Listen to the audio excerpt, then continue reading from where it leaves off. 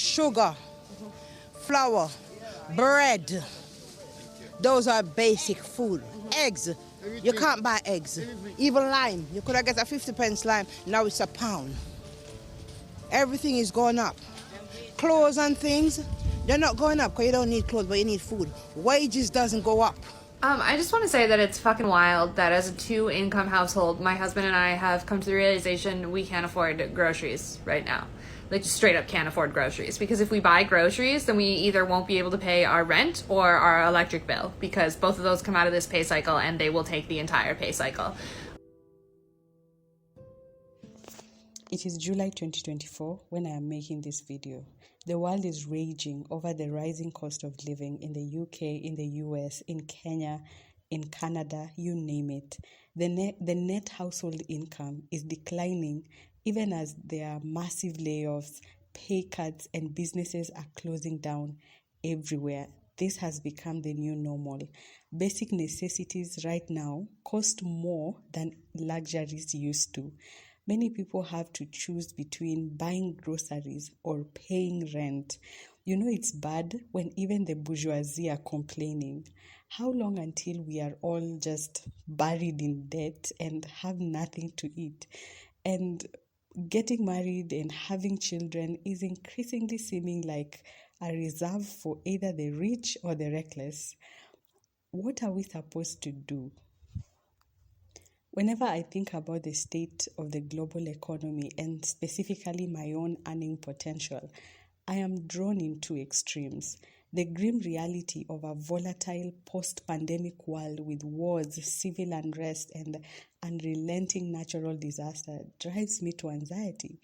But knowing God, His love and His care for me gives me hope. I often find myself drawn and torn in these two worlds. Dread one moment and serenity the next. It is the madness of our time. I have taken to quiet walks and frantic internet searches on how to be frugal. In my quiet walks, I often remember the story of Isaac in the Bible in Genesis 26, the man who reaped 100-fold, who thrived in the middle of a famine because God blessed him. I am comforted by the words of Jesus in Matthew 6, where he says, "So do not worry, saying, what shall we eat, or what shall we drink, or what shall we wear? For pagans run after all these things, and your Father in heaven knows that you need them." This is what I am calling absurd courage. There is no guarantee for tomorrow, but that won't stop us from having peace of mind and living and working. It is the madness we find ourselves in, trying and failing and trying again, the insanity of those who live when others barely survive. It is like Shackleton's crew, lost and almost certain of death on Elephant Island, but filling their days with song and dance and laughter as they battle against hunger, cold, the elements, and death itself.